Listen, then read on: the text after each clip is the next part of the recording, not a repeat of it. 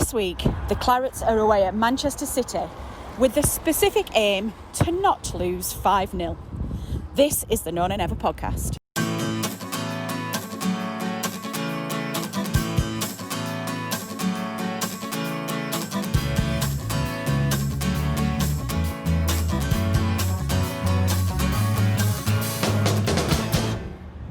Hello and welcome to another Groundhog Day edition of the Known and Never podcast. Now, I'm not going to be your host this week because I'm otherwise engaged. So instead, we handed over the reins to George and to Richard, who sat down to have a bit of a chinwag and figure out what on earth went wrong again at the weekend. Do enjoy. Oh, wow, we're live. We've had such a nightmare there trying to get our podcasting platform to work. Yeah, we're the students here, but we're trying to play the teachers, aren't we? We are deep in the Etihad. We're at Man City away. Just to set the scene, it's now 7:32, and we should have started recording at 7. So that's how far behind schedule we are. Yeah, the missus isn't going to be too happy when I get home an hour late. I'm sick of you doing these Burnley podcasts. You're doing enough for watching them. Yeah, sorry. I am that sad. You cause enough misery watching them lose, never mind talking about it. Yeah, I know. Kind of. She says to me, like, I understand why you do a podcast when you win, but what do you want to get talking about? You lose. You lost 5-0. What can you possibly do a podcast for an hour for? Oh, you don't know the half of it. Yeah. Have you never heard of VAR? Oh, you could talk about that for long. To be honest, I'm not going way off topic here, and she doesn't listen to it anyway. But like, she said to me when we actually met, I didn't mind football too much, but she said you're so obsessive and annoying about it, and it affects your mood so much. I actually hate football. She said, She said the perfect result for me is a draw, because when you lose, you sulk, and when you win, you're too happy. So, nice one. My flatmate's the same. You get too fed up of it sometimes. But how are you doing, Richard? Yeah, I'm very good, George. I'm very good. I think both of us have kind of had a bit of a bout of the old COVID. So I got it a few weeks ago. So yeah, kind of self-isolating myself. But yeah, kind of back in school at the moment. It's quite hectic and everything like that. But yeah, doing pretty well. Even though we lost on Saturday, at least I celebrated a Claret's win recently. But yeah, and yourself, George? Yeah, not too bad. Like I think we were saying in our group chat, I think there's maybe 4 of the Known and Never teams had COVID recently. Seems we're getting picked off one by one. So maybe Rovers are in charge of the disease at this point because we're getting taken down. But luckily, I've got over it now, and yeah, it's not too bad. Just got a bit of a cough remaining, but apparently that can take a while to go. So if I cough during the episode, I've got an excuse. But I should be back up north soon. I had my first student test this morning, tested negative. So fingers crossed on Saturday that one comes out negative as well, and I can get back home into Tier 3. How exciting is that? Yeah, so you're in Bath at the moment, George. Is that in Tier 2?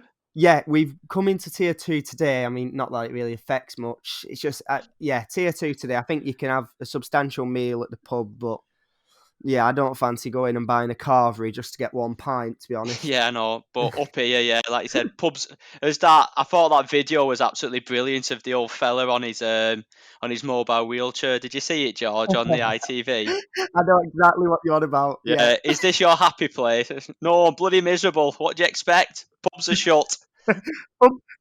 Pubs are shut. Yeah, that's me on a weekend after teaching teenagers 5 days a week. Hang on, I've got the video here. I'm going to play it on the podcast. Oh. I hope we don't get copyrighted for this. Yeah, I know. We'll get ITV on the. We'll get ITV to produce a Matt. It's been my favourite video of the year. That it just I think Jordan North and that old fella just sum up Burnley perfectly, don't they? Yeah, they've got like it's full of absolute characters. The personalities just bob on for the people from around Burnley and the Lancashire area. I've got the video here. Excuse me, sir. Sorry to bother you. Can we just ask you how happy you're feeling right now? I'm bloody miserable, actually. Pubs are shut. What do you expect? He doesn't have a clue what to say either in response. No, I just love the way he just and then he wheels off. Yeah, just from the reporter. I've got stuff to do, but I think that fella or that outstanding gentleman's mood kind of epitomised what everybody was feeling after about 5 minutes at the Etihad, didn't it, George? Knowing we was in for another absolute drumming. Yeah, I've quickly grown to hate that place. I've been to the last 3 times we've lost 5-0. I think I've been to all 3 of them, and then in the cup we've definitely lost a drubbing as well. Not quite a 5-0, but we've got drubbed in the cup a couple of times as well. Whenever that fixture comes up, I mean, I didn't even want to watch it on Saturday. I was drawn into it just by the necessity to watch, but God, it was awful, wasn't it? Really? Yeah, even like go back to that in a minute. Even the home game at Turf Moor, did we concede 5 or was it 4 when Drinkwater played, and then we never seen him again Oh around similar yeah. time to year to this, wasn't it? It was a cold midweek night in December. Well, Yeah, we went 5 in the midfield because that's why Drinkwater played, but I think the game just totally bypassed him. yeah, Yeah. I think there's many games that's bypassed him recently, aren't there? But yeah, like you said, it was kind of you feel out of a necessity to watch the game, and I think this is my problem. Even though I fully expected us to lose, I still had that tiny little bit of hope that I think, well, you never know, City's not playing quite as well, and then obviously concede that first goal so early, which was avoidable, and then from there they settled down, they relaxed into the game, and you can criticise the defending, and rightly so, but they get when they get the bit between the teeth, the way they move the ball, it's so fast, and even when you win the ball back, they win it back so quickly, and it feels like they just suffocate you more than any other team when they're on top, and yeah, we just couldn't get any foothold in the game, and I seen the start. I think they only had 6 shots. They only had 6 shots on target, and they scored 5 of them. Yeah, yeah, Really? yeah. So they were actually like really clinical as well. But yeah, it was just kind of a 1-0 down after so long. You just knew it's game over. Yeah, 6 shots on target, and they scored 5 of them. I might be That's wrong. just how I've literally clinical they just. are, I'm isn't it? sure I've seen that somewhere. I've not checked before it, by the way. I'm Yeah. not as kind of. I don't do my research that much for the podcast, but yeah, I'm pretty sure that's right. Yeah, I've just checked it There on you go. BBC. I mean, as soon as the goal went in on 6 minutes, I mean, I just tweeted, here we go. And I think everyone else felt the same. As soon as that went in, you just knew it happens every time. The floodgates open then. I'm going to take a bit of credit here because before the game started, I put a little story on Instagram and I pointed out that I was back from my bike ride in time for Manchester City 5, Burnley 0. And that was before kickoff. There you go, Mystic George. Yeah. If I just predict a few Burnley wins, maybe we'd start doing a bit better. But after that first opener, obviously it just seemed like the floodgates opened a bit.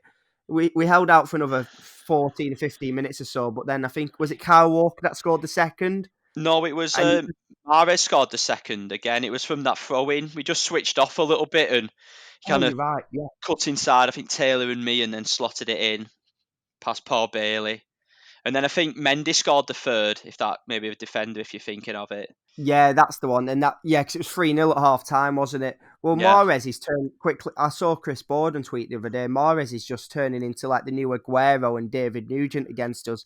I think he scored something like 9 goals in 8 games against us now. Wow, that's a big start. I remember the first season we come up to the Premier League under Dyche, and the season we went down, Ben Mee was playing left back and Mahrez was playing on the wing for Leicester. And it was the year before Leicester won the league, and he was still relatively unknown at that point. And he absolutely ripped Ben Mee apart.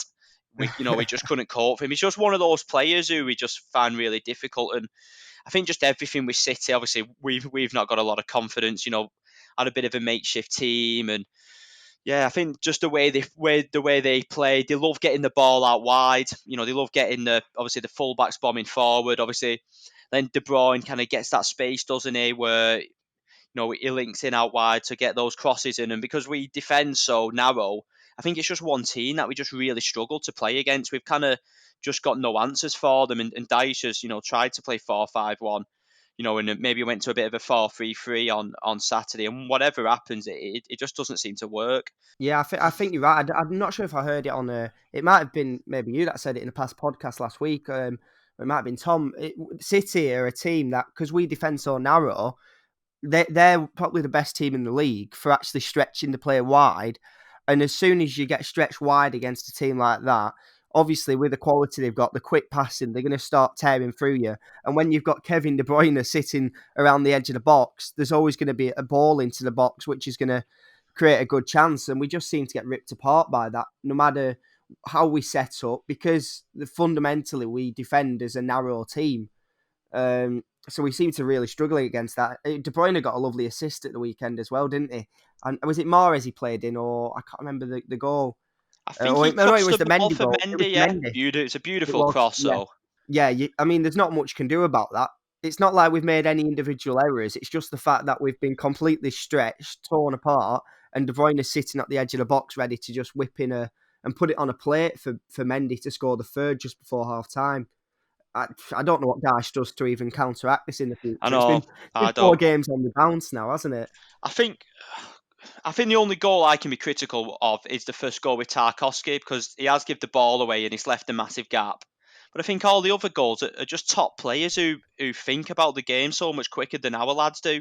And that's why they're worth 50, 60. De Bruyne's the best player I've seen live in the Premier League.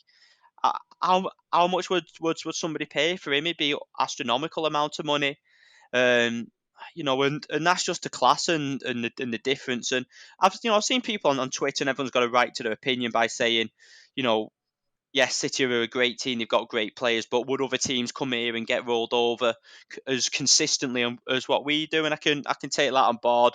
But yeah, it's just everything's just so fast the way they play. The tempo's really high, and it's almost like before you blink, it's like bam, bam, bang, and they're in and they've scored, and you kind of think, how have they done that? We was comfortable Yeah, for 5 minutes. There were spells in the game where we were actually quite comfortable. We got on the ball, and then you just give it away once, and they just punish you. And that's the difference where you got that Palace game. McNeil gives the ball away, or and obviously Batshuayi misses.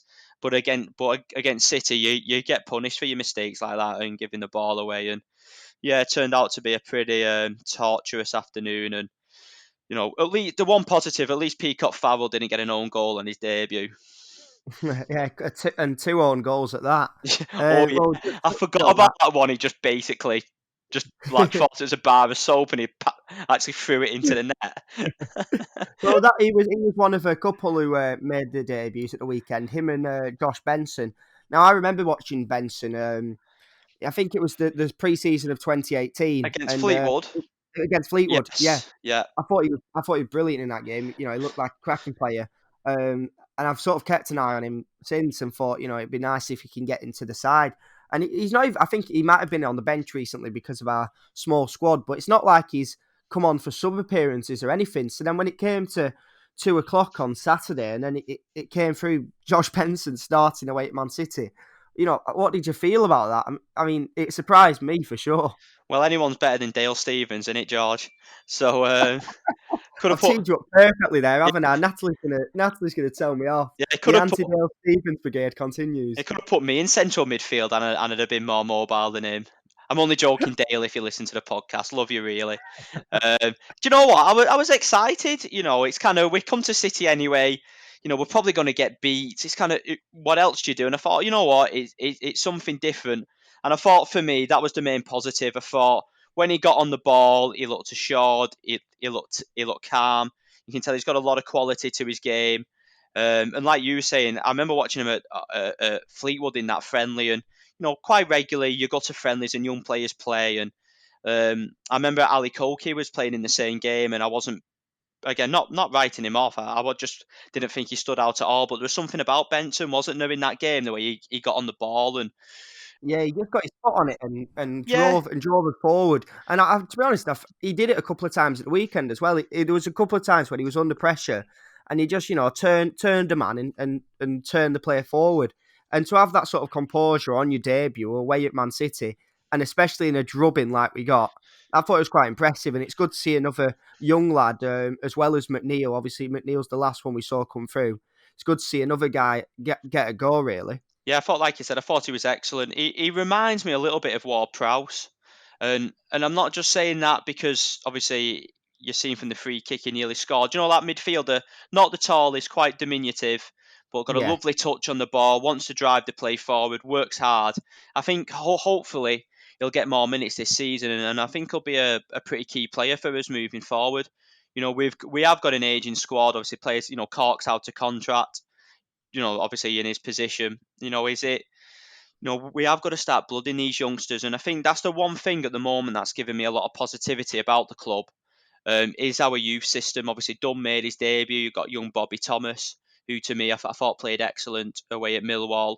So you have got I think there's like that. Is it Thompson and Richardson who's coming through are highly that's rated? Lewis Richardson, I think, striker. Yeah. So Scoring for fun. yeah, that's a positive for me.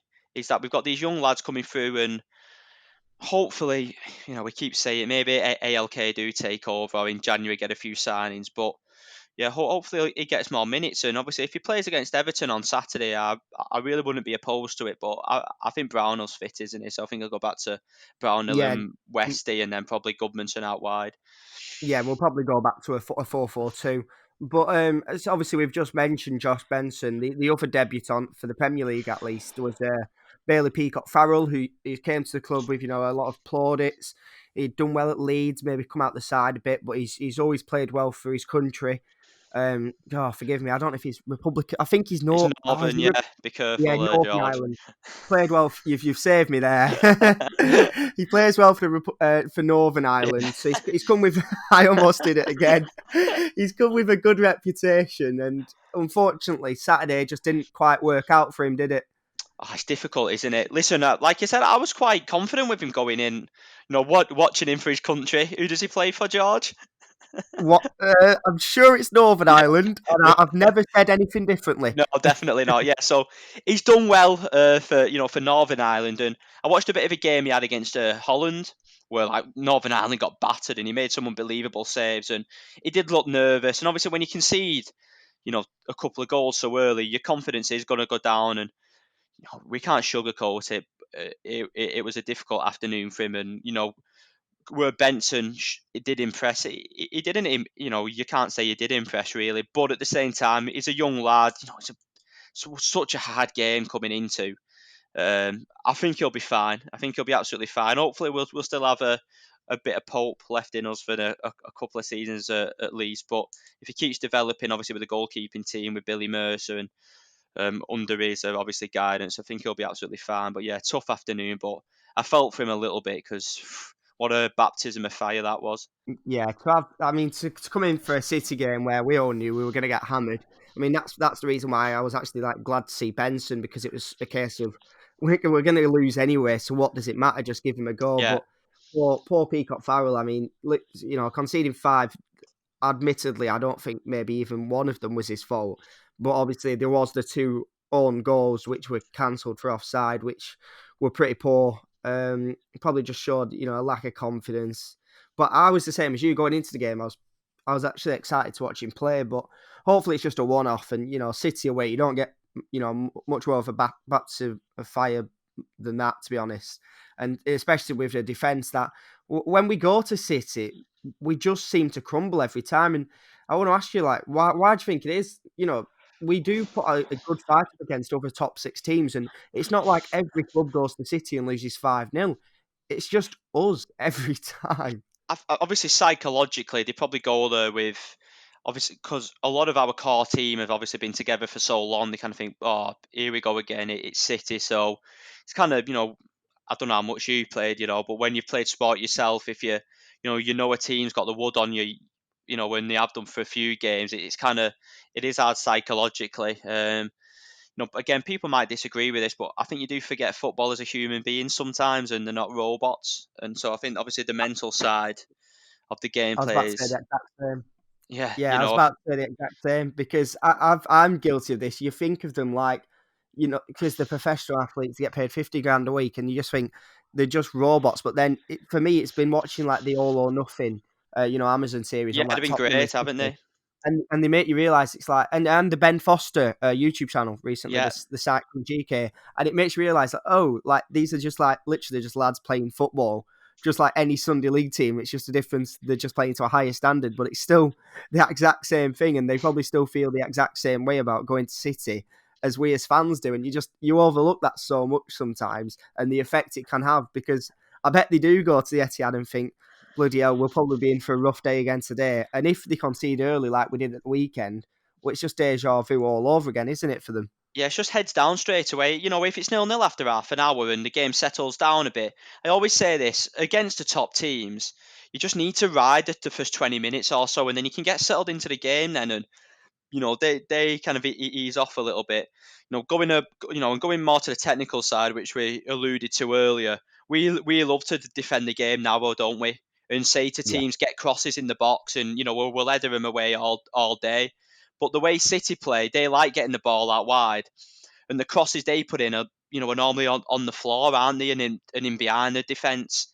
It's not like they're just playing hopeful crosses in and hoping somebody's going to get behind it. So because we do play now with this stretches so much. Our wingers switch off. There was one goal where Lowton come in a little bit and Mendy should have been Rodriguez's man, and probably Jay being a striker just switched off for that split second. Obviously Mendy's got the goal. Same for the throw in. You just switch off for that split second, and it's in the back of the net. So I think it's a combination of the psychological side of it, kind of getting down, conceding early, and just in actually the way City set up just perfectly complements the game when we play them. So maybe Dyche's got to look at the drawing board, and maybe if we play five at the back, I know we've not really done it before, and I think the last time we did it was when we got battered against Everton, wasn't it? So he's probably been put off it, but why not, and kind of just really load the back four. Oh, sorry, the back five, and get your wingers defending deep and just try and maybe defend it that way. But I don't know. It's all well and good us on Twitter in it saying we need to do better, but what solutions do you come up with? Yeah, I mean, we went to it was like a 4-2-3-1 at the weekend, because obviously we had J-Rod playing and Barnes with McNeil in behind Chris Wood. But I mean, for me, it didn't really. Obviously, it's hard to assess whether these things work. In these one-off like 5-0 drubbings, and you saw around like the 60th minute mark, I think, when they scored the fourth. Who was it? I think we brought on Eric Peters, didn't we? And that was like a nail on the head for the 4-2-3-1. So it didn't seem to really work at the weekend at all, did it? Yeah, but you know what? People criticise Dyche for saying he does the same thing all the time. So you then can't criticise him if he tries something new and it doesn't work. That's probably why he does stick to 4-4-2, because whenever we try and do something else, we're bloody useless at it. So he says, well, just do 4-4-2. At least we've got a bit of a chance in the game. Yeah, exactly. And if it ain't broke, don't fix it. Yeah, so and they trust that. One thing that annoyed me a little bit was, Taki give the ball away. But then the amount of people on Twitter, obviously he's done that interview and he does want to go, fair enough, maybe down the line. But the amount of people that were saying, oh, Taki's not trying, get rid of him in January and all this. And you're like, Taki's not trying, but he's just kept 2 clean sheets in his last 2 games. And on the last game against Palace, he was throwing his body about everywhere. But just because he's giving the ball away, he doesn't want to. That's one thing I just hate, is when people correlate a bad performance with a lack of effort. Sometimes people are just better than you, And well, like we were touching on the psychological side of it, when people, when their heads drop and they slump shoulders, there's such a tendency to think, oh, this McNeil is not trying. Look at him not running back and stuff. But it's literally just like the psychological element of being 4-0 down. Yeah. Away at City, and there's absolutely no chance we can get back into the game. There's not a chance, and yet you still got half an hour of football to play. Yeah, but we kept going. You could say like we could have ended up using 8 or 9-0, but I think it's just one of them. It's kind of get it out the way. People overall, you'll have you're disappointed and whatever, but you go again for Everton this Saturday, which is with obviously Fulham winning on Monday, which is a bit disappointing. Obviously West Brom winning. Yeah, which you probably would have preferred a Sheffield win if anyone was to win. Obviously a draw would have been the ideal result. It's got us back into the bottom 3, but yeah, big game on. Early kick-off. It's either going to make or break the weekend. Yeah, well, it is interesting that the West Brom beating Sheffield United at the weekend. And Sheffield United battered them. Did you watch it? Oh, no, I watched the highlights and I saw a lot of the misses. The misses were awful. Oh, no wonder they've only scored 4 all season. Yeah. I mean, this is the worst. I've read a stat. I'm pretty sure it was right. The worst start to a Premier League season a team's ever had. I know, 1 point in 10. We thought we were bad with 5 in 9. I know. 1 in 10. Yeah. And it just shows, doesn't it? Everyone goes, oh, spend money, you'll be all right. Sheffield spent a lot of money in the summer, signed a lot of players, and on paper, good players. Yeah. I think Brewster costs like 20 odd million, and Yeah, and they bought Sander Berge, the midfielder, in yeah, January for I think it's 32 million or it's something silly like that. And obviously something's just not going right with them this season. And I'm glad to see, because at the start of the season I'd have had my money on Fulham and West Brom going down, and then if we were having a bad season, then I'd be struggling to find anyone else for that bottom three. But the way I'm looking at the table now, I know it's early doors, but we are almost 10 games in. It is going to be Sheffield United in a bit of a scrap down there with the rest of us. Yeah, well, you're looking at it. I think Fulham are on 7 points, so they're already 6 points behind them. We're at least, I think we play United, but at least we've got a game in hand against Fulham. And you kind of maybe, we have had some tough games recently, but like Sheffield United, it is worrying. I know it's not a Sheffield United podcast, but yeah, they do look struggling. The one that worries me, I don't want to be doom and gloom because I think I've been quite positive so far. I thought Fulham were good on Monday. I heard the same. Which I can't say I worried. watched it. Yeah, because normally Fulham, you think they might go 2-0 up, but they might be a bit flaky. I know they conceded a goal late on, but they actually defended really well. So that worries me a little bit. But This leads on to another point I was going to bring up. The fact that, as I said, Fulham game, didn't watch it, West Brom game, I didn't watch it. How's for you? Because I've talked to a few other Burnley fans I know, and they agree with me. How was like the COVID and the not having fans in the ground affected you watching neutral games? Because I know for me, I've not watched Match of the Day all season, and it's rare now that I turn on the telly and think, oh, I'll go and see what football's on, because it just doesn't. I've completely lost connection with it myself for games that aren't Burnley. yeah, I know what you mean. I think going back to what I said earlier about the missus hating football because of me, I think that sums it up. I think I'm just an absolute football obsessive geek nut, whatever you call it. So yeah, listen, for me, it's not the same. I don't enjoy it the same. VAR's actually put me off more than the fans not being there. Because the way I look at it, it's not like they don't want the fans to be there.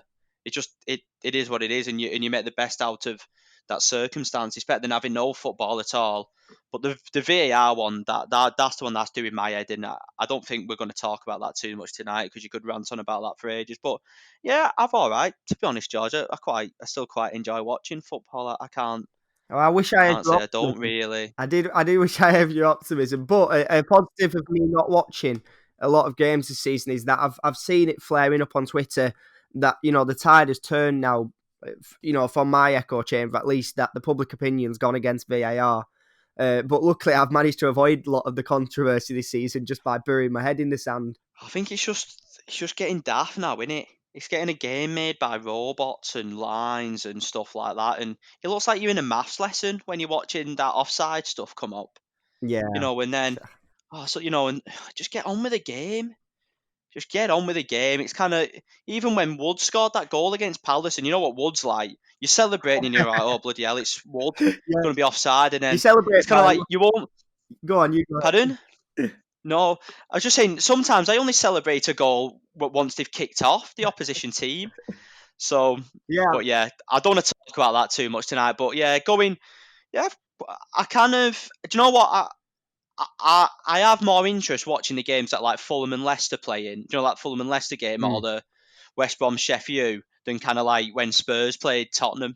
yeah. Sorry, when Spurs played Chelsea. Do you know what I mean? Because it impacts us a little bit more. Yeah, I'm the same. Because them games, you're looking at it with half an eye trying to enjoy the game, but half an eye thinking, right, who do I want to win this?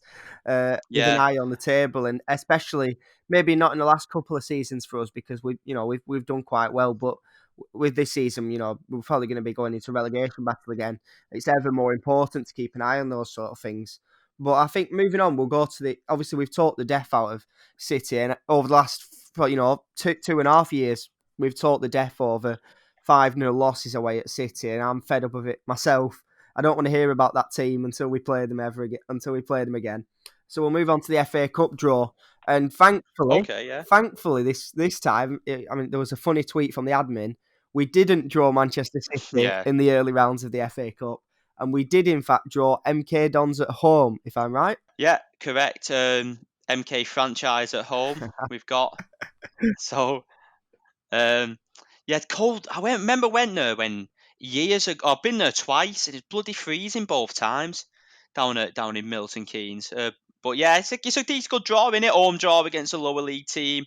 Hopefully we progress. I think we got Peterborough at home, didn't we, last year? And then we got City away in the fourth round. Yeah, you're right. We were So all thinking, oh, nice draw finally at home. We'll get through this round. And then the next round we drew City away. it is mad that, innit? Then we got them in the League Cup this season. We're actually on a little bit of a run and doing well. Yeah.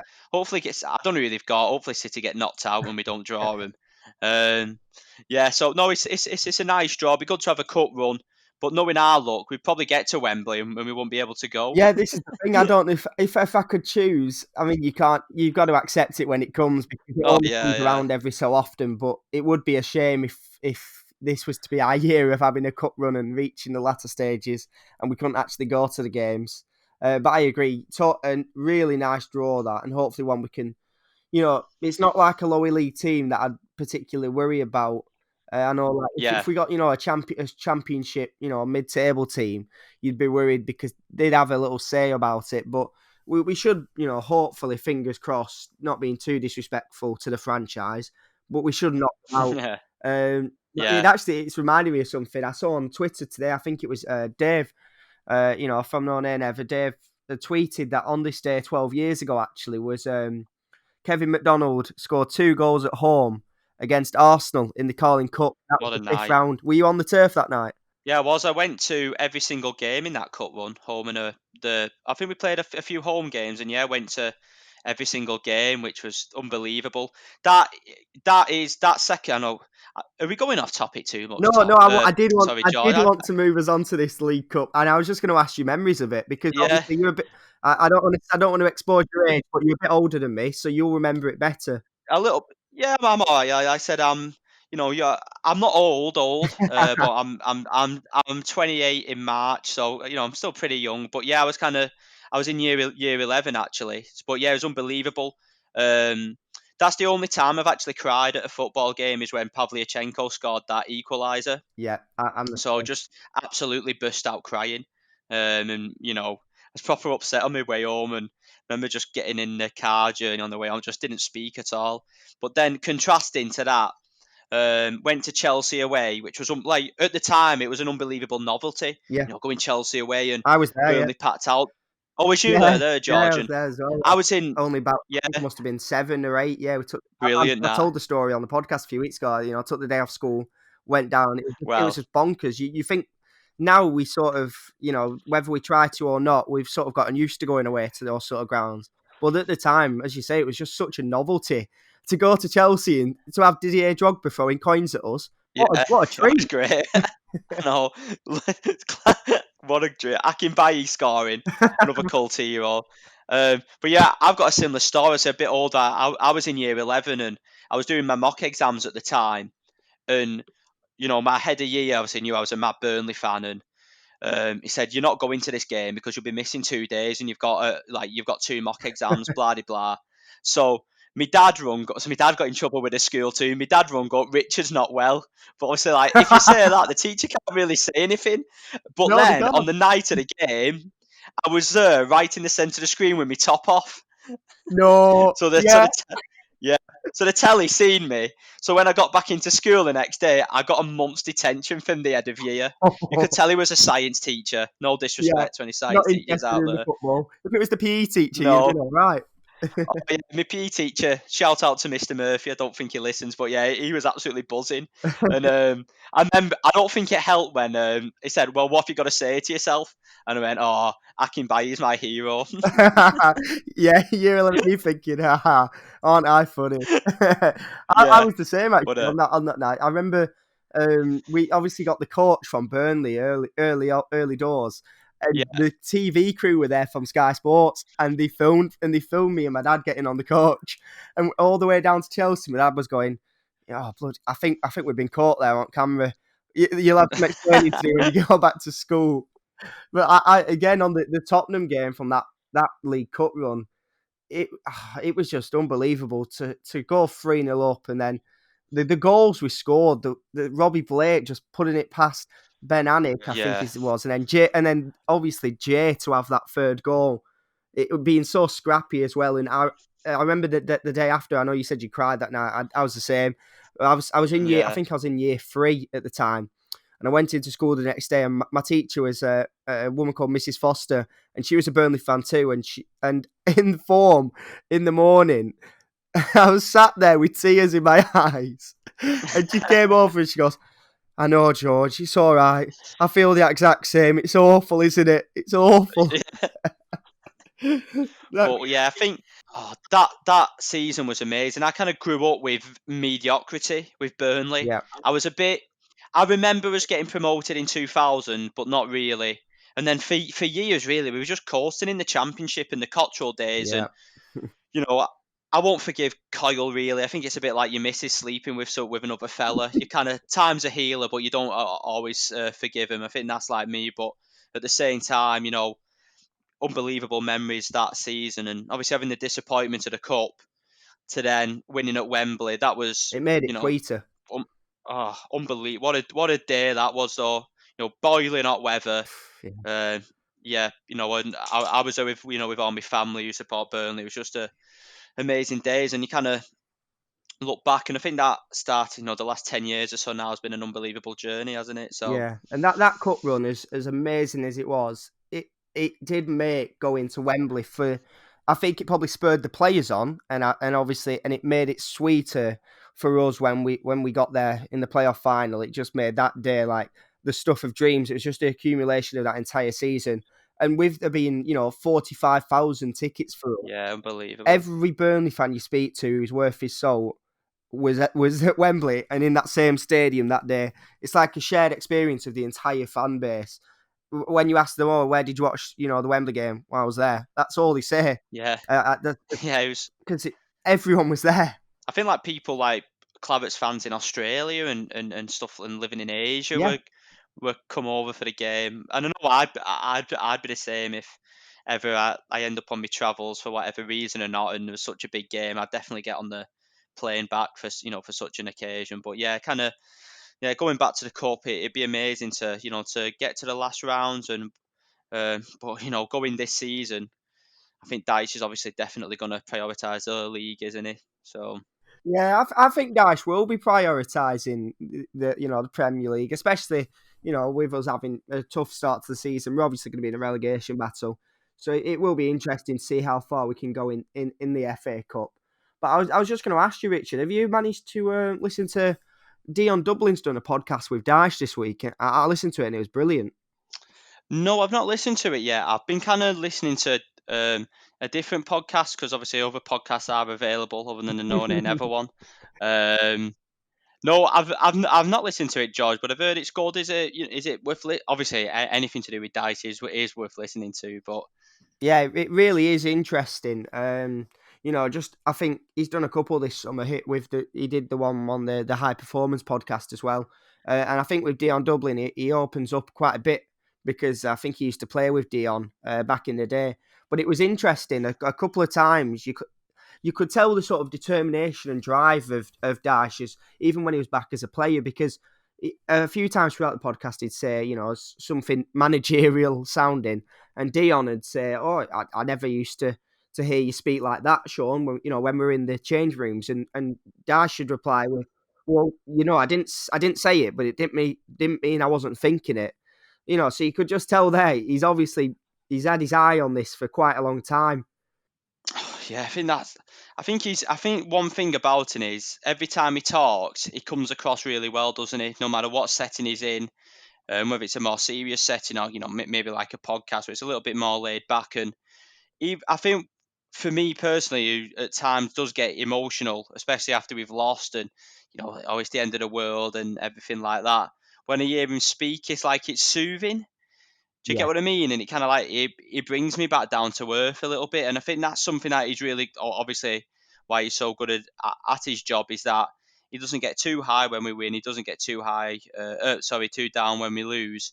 And I think he's just a real calming influence. But at the same time, I think the players definitely know who's in charge. Yeah, I mean, imagine us two as managers at Turf. I mean, I struggle enough keeping my emotions in check when I'm playing Football Manager. There's a new feature on the game this year where you can throw the water bottle in the change rooms. Let's just say I've been using that feature quite a lot. Oh, I'd be terrible. I'd be subbing people off after 10 minutes. I'd want to make 8 substitutions. I think for me, if I was manager of Burnley, the 5 substitutions would definitely help, but I'd want to bring people back on who have subbed off. Yeah, I was too quick. Quick, get it back on. Yeah. No, I've done it wrong. Oh, bloody hell. I've brought Stevens on in the chaos. Get off. Things must really have gone badly if you've done that. Yeah. After the game, I'd be fuming in the press conferences. If we lose, there'd be no holding me back. There'd be no this diplomacy that Dyche operates. I think it'd be full barrel, more like an Ian Holloway style attack of the players. Yeah.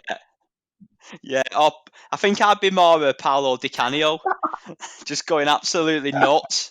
And then if I was in charge, if we won away at Blackburn, I'd do the full knee slide towards the Darwin end, just to I think that's what we the most emotion we got out of Dyche. It was like the Chelsea fist bump, and then at Rovers he came over and pointed at the crowd. He would, but I think if it was us two, I think we'd be sliding all our way down the Darwin end. I would love to see him though. Do you know, say if it did go to the last game of the season and we stayed up with like a last minute winner, would he still have the same reaction where he just does that little like head tilt back and then he goes forward, doesn't he? Do you get what I mean? Or would he actually like give it some if we scored in the last minute? That would be a test, wouldn't it? That would be a serious test of how calm he can stay. Yeah. It might just be like 8 years of pent up frustration of Mike Garlett would all be let out in this moment. And he'd start doing like a Mourinho at the Nou Camp, running across to the director's box. Cupping his ears. Cupping his ears. I've like you type. Well, it's now. I know we've just. We'll let you in, listeners, to our behind the scenes bit here. We've had an absolute nightmare with the whole Wi-Fi dropping out and everything. And we've just been talking, and Rich has said it'll probably be time for his bed by the time we finish this podcast. So, have you got a nightcap there with you, ready?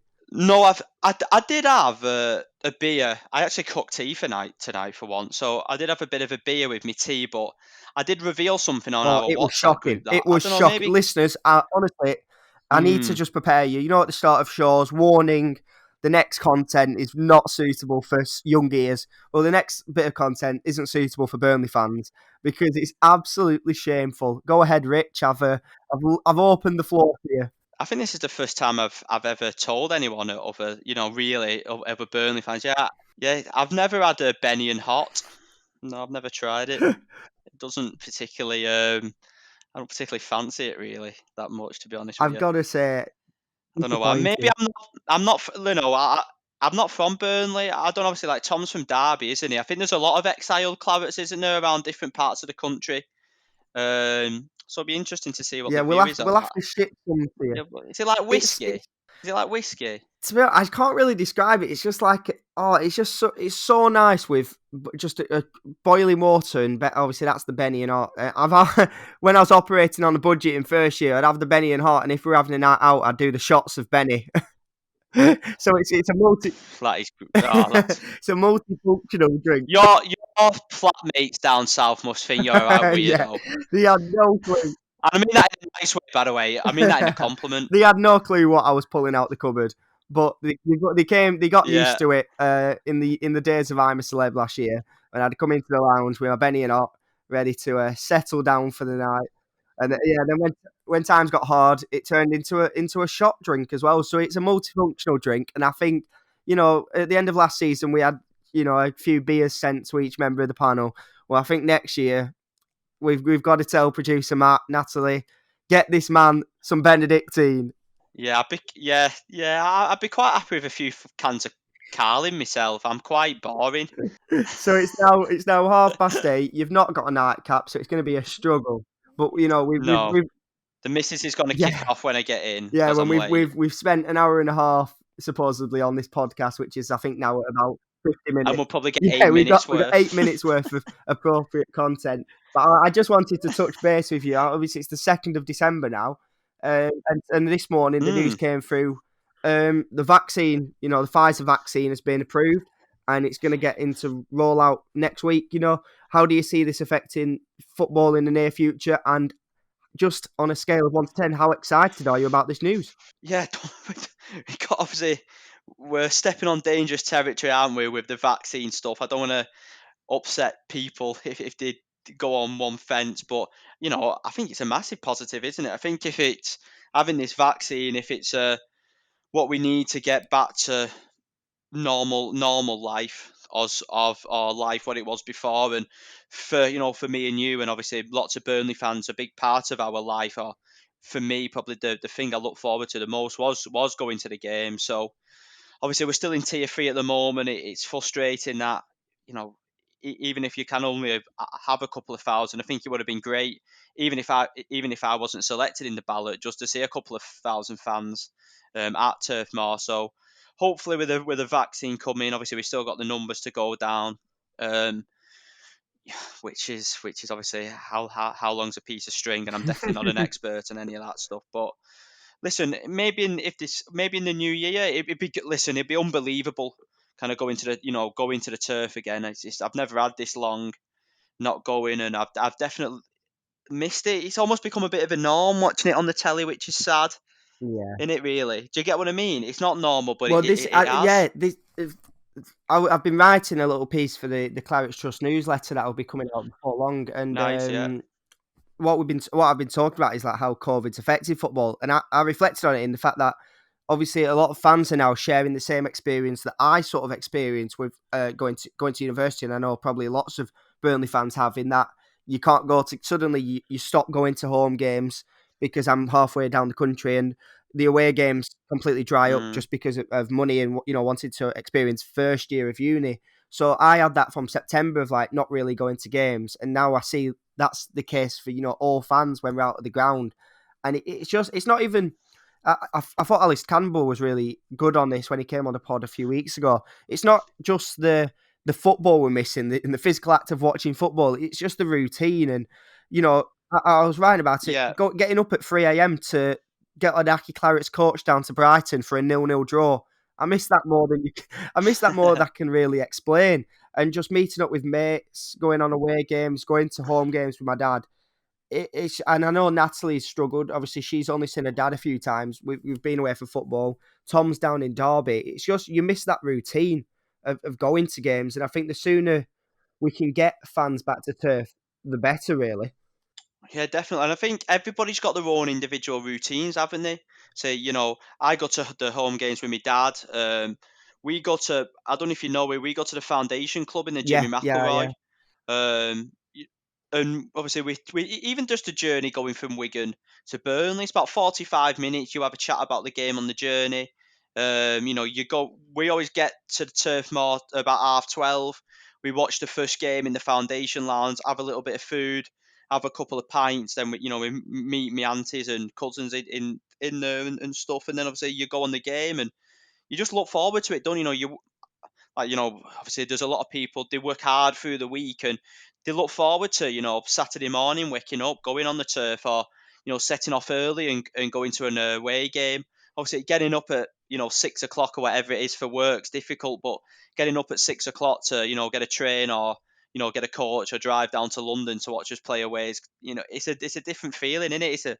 That excitement that you get, and that's gone, and it'll feel, if I am fortunate enough to go to Turf Moor, hopefully in the next coming months, it'll be a real surreal feeling, but it'll be I think it'll be quite emotional, to be honest, George. I think because I don't live in Burnley, I've not, obviously with the restrictions, I've not been since, was it March, the last game? So it's a long time too, especially for people who don't live in the town. Yeah, I agree. Like, obviously, we've been living down in Bath. I've not been, back since. Well, I remember actually over the summer, obviously, it's back home, with the whole COVID thing, and we'd been obviously no fans in grounds, whatever. And I did a route with my dad, cycling, and I made sure that we went over Blackwall Way and we went past turf, like literally just to. And this was back. We'd only been gone a few months, Yeah. just to see it, and like just to think how long we've been gone now. And obviously it's positive to see fans getting back in stadiums, but it is bittersweet for us because we're seeing all these clubs, down south getting the fans back in, and obviously it's seeming quite a way away for Burnley. So it is bittersweet seeing these fans getting back into grounds, and yet we can't go back to turf. But the day it happens, I completely agree. It will be walking through. For myself, I walked through turnstile 32 to get to the James Hargreaves upper. Just the little things like that you just it's not even part of your life Yeah. anymore, just because of all our lives have been turned upside down. But I think something we must do is the next home game where we're all there. I think we've got to meet up in the No Nay Never group. In groups of 6 or whatever the restrictions are at the time. But because I don't think I've ever actually met you, Rich. I'm pretty sure I haven't. No, I don't think so. Going back to that in a minute, I feel quite. I don't want to sound like I'm kind of getting all soppy on the chat, but it's been nice to be part of this No Nay Never team. Because you're still talking about fellow Burnley fans, about the game, and it's a bit better than getting on Twitter and you build relationships with yourselves and obviously the other team members. Yeah, I don't think I've ever met you. I've met Tom at a few away games. I definitely spoke to Tom quite a bit at Watford away last season. So yeah, that'd be great. Even speaking to the idiots who sit near you, who talk absolute nonsense. There's a fella who sits in front of me who just talks absolute garbage all day. I can't wait to see him again and tell him to shut There's up. a bloke behind us Sorry. in the James Hargreaves upper, and he's renowned around our little block. He every few minutes he's up Yeah, screaming at the ref, "You're useless! You're absolutely useless!" And I remember It's one my game, dad. yeah, it might be him. Is that Mr. Steele? But a couple of games, Is that Mr. the Steele? stewards have had to come to actually tell him to be quiet. But I just missed that. Oh, really? Is It's that that bad? bad, honestly. Wow. It's Yeah. brutal. I sit about 2 rows down from Phil Oh, Bird. really? So, like, yeah, literally just direct from him. And obviously, in that bit, you get a lot of obviously the ex-players Yes. doing commentary and Yeah. stuff like that. And my dad loves looking who the pundit is today, especially for the other team. Say if we're playing Tottenham, he'll be like, I don't know, I'm just Mm. thinking of a random name. He'll be like, oh, it's Jonathan Yeah. Woodgate, that. Jonathan Woodgate. And like, Jonathan Woodgate's on commentary, and my dad will shout, hiya, Johnny, how you doing today, pal? I'm just like, oh my God. But to be fair, they always like wave back at Yeah, him and stuff like that. that's brilliant. And now, do you know that Rob Palmer, who does the Sky Yes. Sports News and is Yeah, at the yeah, turf quite a lot? He's on first term names with my yeah. dad now. That is brilliant. Because after the game, my dad will be like, my dad will be like, all right, Rob, great win. We're like, yeah, nice one, John. Phil. Enjoy it. On first name basis, just from the hassling. Yeah, just from the absolute stalking and being an absolute weirdo. But yeah, it's all that. And it's just, remember Natalie said on the pod we did last week, and, for the listener who don't know, Natalie has an unbelievable busy job, and, my job's pretty hectic, but nothing compared to that. And it's just when you go to the turf, for them few hours that you're there, even before the game or whatever, you just don't think about anything else. All that 90 minutes of that game is the most important thing, isn't it? Or that pass that's being made or that missed header is the most important thing in the world. And even though you still feel it on telly, you don't live through it the No, same. not at Do all. you know what I And I mean? think that's been compounded for us with the, poor start to the season. I think the Yeah, game we won the other week, that was who did we beat at home? Was it we won Palace? Yeah, Palace. that was the first time I've celebrated a goal all season. Just because the Wow. one or two other games where I think we got an equaliser at the start of the season, I'd been working. So I think Yeah. just being away from the ground and then compounded with our poor starts to the season, it's just led to like you just Yes. distance a bit from it. Yeah. So it's just I can't wait to get back. Even just to see fans back in the ground. I know it probably won't. The chances are we won't get in just on the ballot scheme. You never know.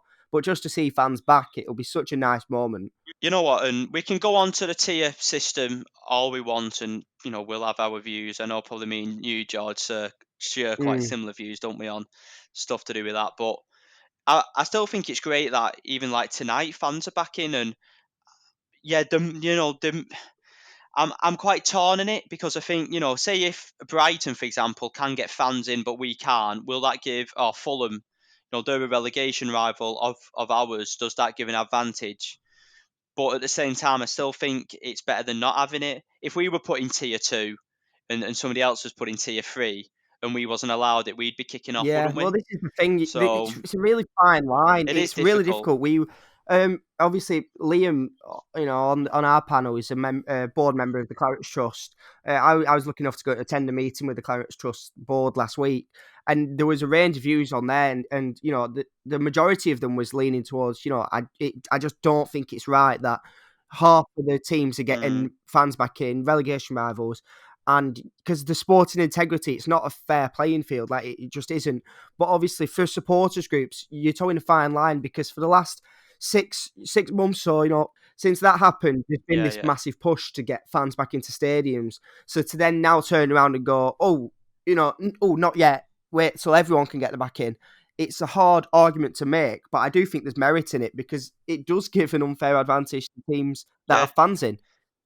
It's a difficult one. Definitely. I think, listen, Turf Moor is all 20, I think 22,000, done it, Yeah. something like that. You can safely get 2,000 people into Turf Moor, where everybody's isolated. Again, I think people's got a right, haven't they? And obviously Burnley's done a survey. I think and other people are different, but me personally, I would go to the game if it meant me getting there early, sitting in my seat, having to sit in my seat at half time, and maybe not being able to buy a pie and a drink and stuff like that. And just having Again, to waste time away. I personally will be willing. Yeah, I personally will be willing to take that sacrifice, and obviously other people don't, and that's fine. Everyone's got an opinion about that, but I definitely think that I just look at the schools. We've got over 1,000 people in our school, and it's just like so crammed. But then 2,000 people can't go to Turf Moor, or even 1,000 people can't go to Turf Moor to watch a game of footy. Exactly. Yeah. And you can stagger it. You can stagger it the times people come in. Yeah, you? and even if you had to wait around for an hour, even it's not an issue. I'm not bothered. Yeah. No, because you've waited that long. Burnley could put the big, put another. Again, I'll have another issue. If anyone's listening, James Hargreaves up, and we pay the most money for season tickets, and you can't see the screen. That needs to get sorted. But anyway, I'm with that's you on another that. issue, I mean, innit? it doesn't affect me as much. I'm on the front row of the upper. Well, I'm like bending my neck. But anyway, I think we've chatted enough nonsense tonight. Exactly. But I'll finish the pod, and it's this beginning of December now, and you never know when we're next going to chat. So I was just going to ask you what your plans for Christmas are. Plans for Christmas? Well, my good lady's Irish, so and she's not been home since the summer. We were supposed to get married in the summer and stuff like that. All got cancelled. So hopefully, all being well, we can get over to Ireland for Christmas and spend it with the in-laws. That'd be lovely. Yeah, a bit of normality. Yeah. And yourself, George? Yeah, we're hoping. Obviously, this Saturday, if all goes well, my second test comes back negative, I'll be back home, and then just the same. Just the 3 mixed households over Christmas, over Ray Greenway, over by Kirkham. That's where half our family is, who are from Burnley. So nice, lovely part of the country. Lovely. So hopefully, just a bit of a more normal Christmas day compared to the bonkers year we've had. And I think I was just going to make a mention of it this week. So obviously, I'm a Celebrity Ends. So I think we've got to all wish from none and ever good luck to Jordan North as it comes to the finale.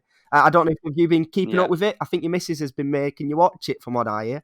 Do you know what? I said that at the time, and then recently I've kind of been. I've not told her that, but I've been enjoying it. Loving it's a stretch. Loving it's a stretch. No, but it's been good. I think it's been nice to see somebody represent the town and the club so positively, and I think it's fingers crossed Jordan wins anyway. But he's a bit soft, like, isn't he? But he's a good. It's a bit. I can't. To be honest, I can't take the moral high ground, because I don't know if I'd fare much better. I'll just say that. I know. I'd say that, but then you put me in it. I reckon I'd probably. Yeah, and you're having to eat, a cow's bits down there, and you'll be struggling. Maybe that's I could have made a joke about that, but it's a family show. Yeah, we're a family inclusive show here. So I think what we're gonna end on is saying, good luck to Jordan North in there. I think it ends this Friday, and we hope you've enjoyed listening to us two ramble on for probably the better part of an hour, and we've been sat here for an hour and 46 trying to get our podcast to work. But come hell or high water, we will get the podcast out to you. The No Nay Never, you can rely on us. Cheers, everyone. Thanks for listening, and let's hope for 3 points at the weekend. Against Everton. Just a quick score prediction from you, Richard. 1-0. Yeah, I'm going to score the same, 1-0 Burnley, and hopefully we can, just move up the table a little bit and make our game in hand count. So it'd been nice to speak to you, Richard, anyway. Cheers, George. Bye, mate. Bye. And that is all we have time for this week. Thanks to George and to Richard for painstakingly going through that analysis and having to relive another horror show at the Etihad, and basically just having a bit of a chat with everything else that's going on. Dave and I will be back on Friday with a preview show looking ahead to Everton this weekend, and the rest of the team will be back on Tuesday to analyse what will hopefully be more of a Palace-style result than a City-style result, and get the Clarets back to get some more points on the board. My thanks as ever go to producer Matt for putting this together, and to Band Joyce for providing the music. But our final thanks go to you, the listener, for downloading and listening to this episode. Your support is very much appreciated, and we would not be here without you. This has been the No Nay Never podcast. Until next time.